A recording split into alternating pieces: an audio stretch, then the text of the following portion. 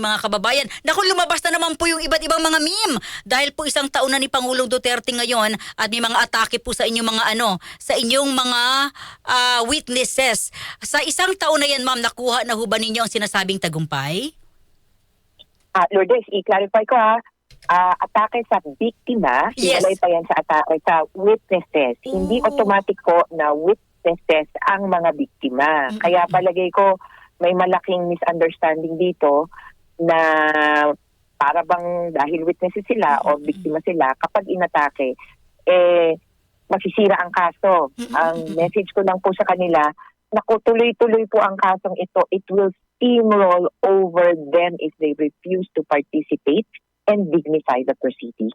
Sa loob po ng isang taon, ma'am, para ho maalala ng ating mga kababayan, ano po yung mga tagumpay na ho ba para ho sa inyo itong nangyayari dyan po sa International Criminal Court, ma'am? Siyempre, hindi pa ganap kasi wala pang pagkilala eh. Hindi pa nga natatanggap yung charges.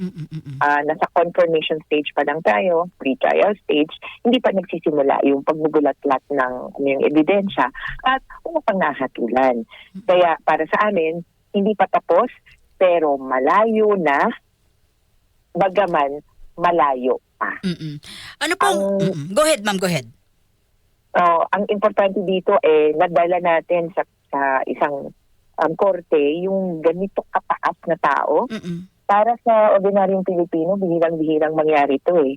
So yung sa tingin natin mataas, malaki, mayamang tao, mapapanagot mo. Alam natin na minsan, sige, may mahuhuli o kaya merong mapapakulong. Pero pagkatapos ng ilang araw, pagkatapos ng ilang buwan, anong nangyari?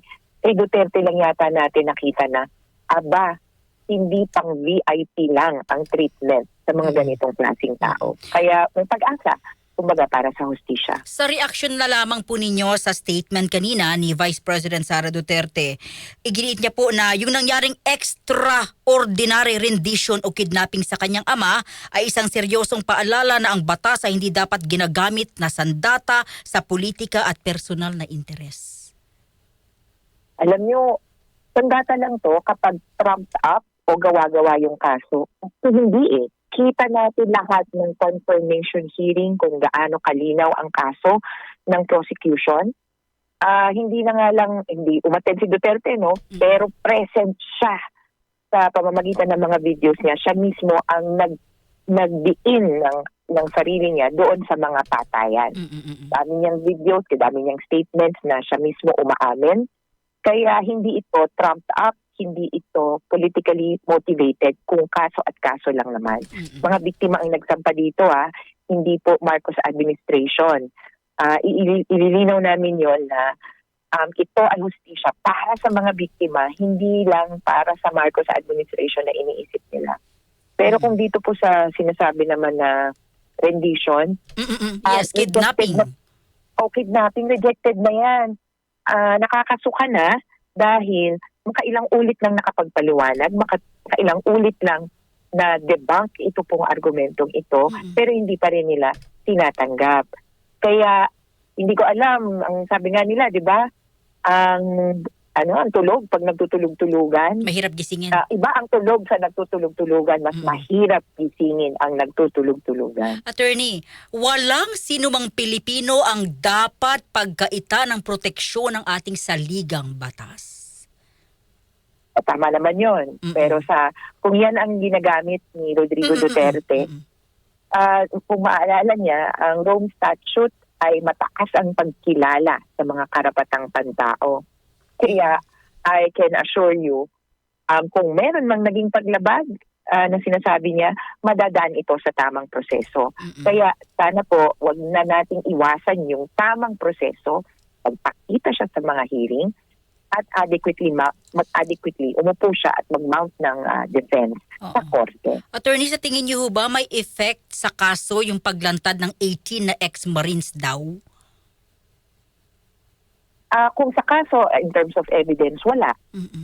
Dahil wala naman silang nadagdag o binawas doon sa ebidensya ng patayan. Ang sinasabi nila, noong 2024 ba 2023, may ganitong nangyari. hindi nila nasira yung actually hindi ko maintindihan kung ano din ang sinasabi nila dahil sa totoo yung pakahaka ba na parang nalagyan nila, nabigyan nila yung ICC Yes. ay wala doon sa affidavit.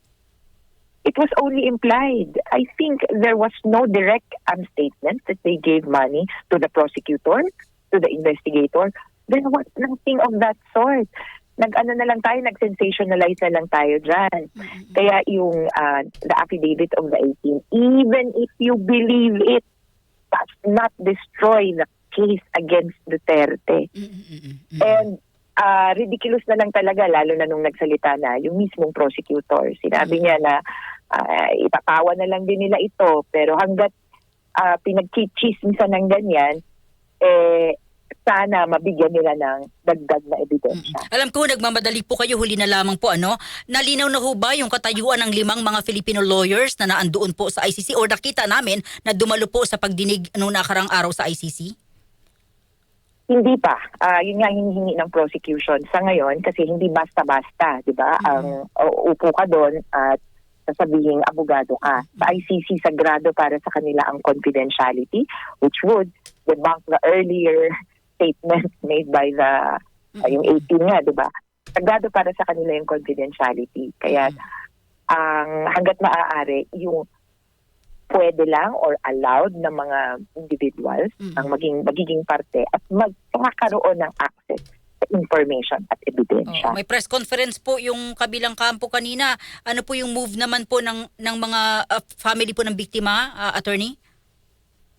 Hindi ko alam yung press conference kanina, hindi ko sila minomonitor dahil meron po kami sariling pagkilos. So, gusto namin sama-sama din sa commemoration ng first year. So, mamaya po nandun kami sa may Old Balara, sa may likod ng UP, sa may MWSS, dating Nawasa. Dito po kami magsasama-sama at gugunitain. May ilan po mga biktimang dadating kasi gusto nilang makita at maramdaman yung init ng suporta. Bagaman para sa iba, tingin nila ay under fire sa social media. Sa totoong buhay po, nararamdaman namin ang suporta ng mas marami para ipagpatuloy ang paghahanap ng katarungan. Attorney, maraming salamat. Mabuhay po kayo. Good afternoon. Salamat, ingat. DZXL Actually, Exclusive. busy po si Attorney